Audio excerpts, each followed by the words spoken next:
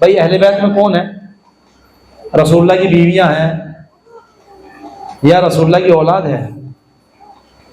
اس کو بھی خود اہل سنت کی کتاب میں لکھا ہے، صحیح مسلم میں ہے۔ اہل بیت وہ ہیں جو غلطی نہیں کرتے، اہل بیت وہ جو غلط سوچتے بھی نہیں ہیں، اہل بیت کے بارے میں اہل بیت کبھی گناہ کے بارے میں نہیں سوچتے۔ جن اہل بیت کے لیے پیغمبر نے فرمایا تھا میرے اہل بیت میرے اہل بیت میرے اہل بیت، ارے بھائی اہل بیت کیا بھوکے تھے؟ اہل بیت کے پاس کیا کپڑا نہیں تھا؟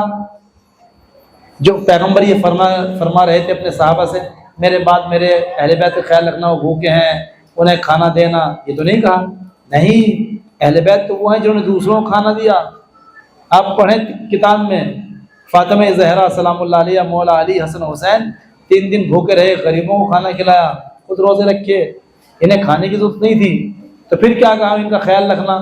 مطلب یہ رہا کہ میں جب چلا جاؤں تو قرآن کو ان سے لینا، دین کو ان سے لینا، رہبری نہیں ماننا، ان کے پیچھے چلنا، ان سے آگے نہ بڑھنا، ان سے پیچھے نہ رہ جانا، آگے بڑھ جاؤ گے تو گم ہو جاؤ گے، پیچھے رہ جاؤ گے تو تباہ ہو جاؤ گے۔ مطلب یہ تھا، اور سب نے لکھا ہے اپنی اپنی کتابوں میں کہ پیغمبر نے فرمایا کہ اذکرکم فی اہل بیتی، اذکرکم فی اہل بیتی، اپنے اہل بیت اپنے اہل بیت اپنے اہل بیت، 3 مرتبہ کا اہل بیت۔ بھئی یہ کون سے اہل بیت ہیں؟ کیا بیویاں ہیں اہل بیت میں؟ یہ بھی سن لیجیے آپ، اس کے اوپر جب بات آ گئی تو سنیے۔ بھئی اہل بیت میں کون ہے؟ رسول اللہ کی بیویاں ہیں یا رسول اللہ کی اولاد ہے؟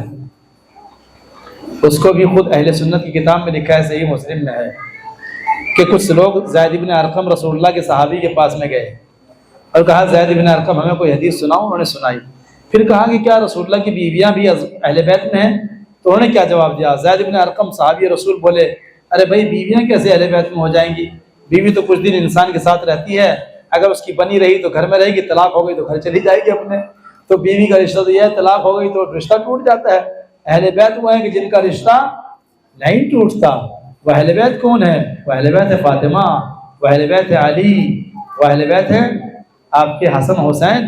اسی لیے ملتا ہے کہ پیغمبر نے ان امام حسن امام حسین فاطمہ زہرا کے اوپر چادر ڈال کے فرمایا اللہم ہؤلاء اہل بیتی، یہ ہے میرے اہل بیت، یہی میرے اہل بیت ہے۔ ایک جگہ یہ فرمایا، کہا کہ میری بیویوں میں سب سے پہلے مجھ سے زینب آ کے ملے گی، یعنی وہ پہلے دنیا میں جائیں گی، اور میرے اہل و عیال میں میرے اہل بیت میں فاطمہ مجھ سے آ کر کے ملیں گی۔ تو آپ نے بتلا دیا کہ بیوی الگ ہیں، اہل بیت الگ ہیں۔ ان کے بارے میں فرمائیے ہے اہل بیت، علی سے درس لینا ہے۔ اہل بیت وہ ہیں جو غلطی نہیں کرتے، اہل بیت وہ جو غلط سوچتے بھی نہیں ہیں، اہل بیت کے بارے میں اہل بیت کبھی گناہ کے بارے میں نہیں سوچتے۔ ممکن ہے آپ سوچیں بھائی کیسے نہیں سوچتے گناہ کے بارے میں؟ آپ بھی بہت سے گناہوں کے بارے میں نہیں سوچتے۔ کیسے؟ ہم اپنے معذرت کے ساتھ مثال دے رہا ہوں، ہم روز اپنے گھر کے سامنے سے گزرتے ہیں، ہماری نگاہیں گندی نالی کے اوپر پڑتی ہے، پانی بہ رہا گندا نالی کا، الیاذ باللہ معذرت کے ساتھ جملہ کہہ دوں، کبھی ذہن میں آیا کہ ایک گھونٹ کسی نالی کا پانی پی لوں؟ ذہن میں آیا آپ کے کبھی؟ آیا نہیں آیا؟ کیوں نہیں آیا؟ اس لیے کہ آپ اسی گندگی سے واقف ہیں۔ جس طریقے سے ہم گندے پانی کی گندگی سے واقف ہیں، ہمارے ذہن میں کبھی اس کے پینے کا تصور نہیں ہوتا۔ آل محمد بھی، اہل بیت بھی تمام گناہوں کی گندگی سے واقف ہے، جھوٹ کی گندگی کو جانتے ہیں، تہمت کی گندگی کو جانتے ہیں، زنا کی گندگی کو جانتے ہیں، ان کے ذہن میں تصور بھی نہیں آتا۔ دیکھا آپ نے؟ وہ ہیں اہل بیت جو جھوٹ نہیں بولتے، غیبت نہیں، سوچتے بھی نہیں۔ ورنہ پیغمبر کی 2 بیویوں کے بارے میں ملتا ہے قرآن میں، لقد سقط قلوبکما، تم دونوں کے دل ٹیڑھے ہو گئے ہیں، قرآن فرماتا ہے۔ پیغمبر نے اپنے ایک بیوی سے راز کی بات بتلائی تو اس نے دوسری بیوی سے بتلا دی۔ ارے بھائی راز کی بات ہے تو راز کو چھپا کے رکھو نہیں۔ تو یہاں پر اللہ نے فرمایا اے پیغمبر کی بیویوں تم دونوں کے دل ٹیڑھے ہو گئے۔ اب اللہ اگر کسی کو کہے تمہارے دل ٹیڑھے ہو گئے تو اس کا مطلب کیا ہے بھائی؟ آپ سمجھ لو خود۔ اس کا مطلب یہ ہوا کہ بیوی کا دل ٹیڑھا ہو سکتا ہے مگر اہل بیت کا دل ٹیڑھا نہیں ہو سکتا۔ اہل بیت کی ضمانت لی ہے، فرمایا انما یرید اللہ لیذهب عنکم الرجس اہل البیت وطہرکم تطہیرا۔ اہل بیت رسول وہ ہے کہ اللہ نے تم سے رزق کو دور رکھا ہے۔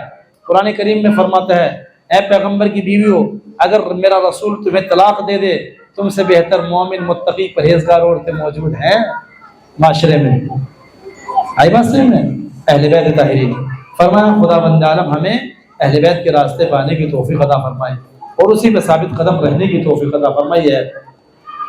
اس کے بعد یہ دعا دیکھیے، فرمایا وَسَدِّدْ أَلْسِنَتَنَا بِالصَّوَابِ وَالْحِکْمَةِ، ہماری زبانوں کے اوپر ہمیشہ حق بات جاری رہے، خدا ہمیں توفیق دے ہماری زبان کے اوپر حق جاری رہے، حق بات بولیں، صحیح بات بولیں، حکیمانہ باتیں بولیں، غیر حکیمانہ باتیں نہیں۔ جناب لقمان حکیم کے بارے میں آپ نے سنا، وہ حکیم تھے، وہ ہمیشہ حکیمانہ باتیں کہتے تھے۔